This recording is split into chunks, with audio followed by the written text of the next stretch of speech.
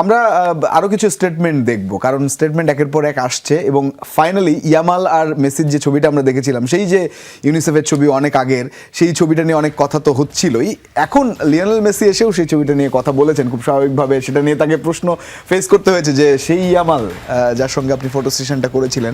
Messi বলছেন যে that picture with Lamine, now we are facing each other in a final after a photo was taken of us when he was a baby, it's just insane। মানে এই ব্যাপারটা সেদিন তো স্বাভাবিকভাবেই কেউই জানতেন না, তো বিষয়টা ঘটে গেছে। তবে ওয়ার্ল্ড কাপের ফাইনালে সে এই বাবু এই বেবিটার সাথে সে খেলবে। এখন আরেকটা ছবি আছে, আরেকটা কথা তিনি বলেছেন যে ইয়ামালকে নিয়ে স্বাভাবিকভাবে, যেহেতু বার্সা বয়, বলছেন Lamine is truly amazing and I have followed him a lot because he plays for a club I love so much. আপনি বার্সার কথা বলছেন। So he has a chance to achieve something historic and we are going to try to make sure that doesn't happen this time. তো বিষয়টা একটা উভয় সংকট।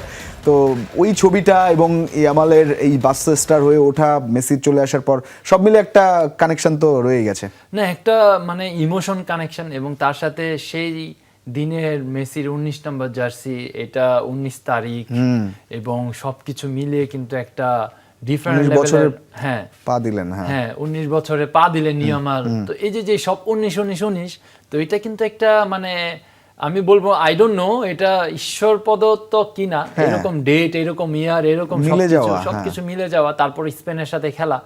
তো সবকিছু মিলিয়ে আমার কাছে খুবই ভালো লাগছে, কারণ এই জায়গায় অনেক ইমোশন জড়িত আছে এবং একজন ডিফেন্ডিং চ্যাম্পিয়ন, তারা ট্রফিটা ধরে রাখতে চাবে, তাদের ফরে নিতে চাবে। আরেকজন ভেরি ইয়াং টিম, তারা চাবে যে 2010-এর পরে এই ওয়ার্ল্ড কাপের ফাইনালে তারা উঠেছেন, তারা ওয়ার্ল্ড কাপটা জিততে চাবে। আসলে একটা ইন্টারেস্টিং ফাইট হবে, অনেক মেন্টাল এবং ফিজিক্যাল একটা ব্যাপার থাকবে, তার সাথে যারা বেশি টেনশন ফ্রি থাকবে। আমরা লাপোর্তার কথা একটু শুনি। বার্সার কথা আমরা বলছিলাম, তো লাপোর্তা একটা স্টেটমেন্ট দিয়েছেন ইয়ামালকে নিয়ে এবং মেসিকে নিয়ে। বার্সা স্বাভাবিকভাবে ছোট করে, Messi is the past and the present, Lamine is the present and the future.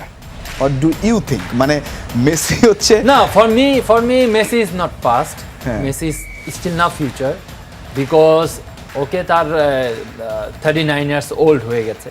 কিন্তু আপনি যদি কম্পেয়ার করেন লামিং এর সাথে মেসি, লামিং লোয়ার, ফার লোয়ার। আপনি মেসি 8টা গোল করেছে, তার 4টা অ্যাসিস্ট। আসলে ফিউচার হিসেবে যদি দেখেন বার্সেলোনার, এটা তো বার্সেলোনার প্রেসিডেন্ট বলছে, তাই না? তো এখন ঘটনা হচ্ছে ফিউচার যদি হিসাবে সে বলেছেন কথাটা, কিন্তু right now Messi is the best.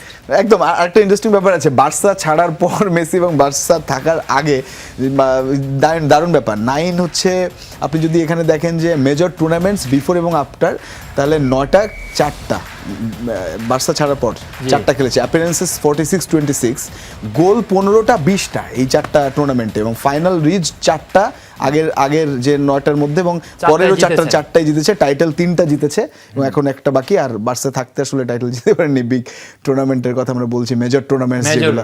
সুতরাং এটাও একটা ব্যাপার যে তিনি মানে এটা মানে একটা, যদি আমরা ধরেন আমরা চিন্তা করি, এটা ওইভাবে চিন্তা করবো। আসলে ট্রফি এবং মেজর ট্রফি জিতা, আসলে এটা অল অ্যাবাউট টিম ওয়ার্ক। আপনার হয়তো সেই বার্সেলোনায় থাকা অবস্থায় কোনো ট্রফি জিতে না। আমরা লাস্ট একটা রেকর্ড দেবো আর্জেন্টিনা আসলে যেভাবে জিতেছে। তার আগে ম্যাকালিস্টারের একটা দেখছি যে তিনি ওয়ার্ল্ড কাপে এখনো হারেননি। সবচেয়ে লম্বা সময় ধরে তিনি ওয়ার্ল্ড কাপ জিতছেন ওয়ার্ল্ড কাপে ম্যাচ। তো ম্যাকালিস্টারের একটা রেকর্ড হতে পারে যদি এই ফাইনাল ম্যাচটাও তিনি জিততে পারেন। আরেকটা ব্যাপার হচ্ছে আর্জেন্টিনা ফিউচার যদি দেখি, মানে এই ফাইনাল ম্যাচটার পরে ঘটনা কোন দিকে যাবে, কারণ ইতালি 34-38, ব্রাজিল 58-62 পরপর, এবং 22-26 যদি হয়, আগামী 4 বছর কি হতে যাচ্ছে, বা আর্জেন্টিনার ফুটবলে এখান থেকে উত্থান হবে কিনা ছোট্ট করে আসলে দেখেন এই যে লাগাসি, আর্জেন্টিনা, ব্রাজিল, ইতালি বিশাল ধরনের একটা লাগাসি। তো আমার কাছে মনে হয় যে যদি এই ওয়ার্ল্ড কাপটা তারা জিতে নেয়, আমার কাছে মনে হয় যে আমাদের জেনারেশন আসলে এর চেয়ে বড় অ্যাচিভমেন্ট আর্জেন্টিনার আমরা হয়তো দেখিনি। রাইট।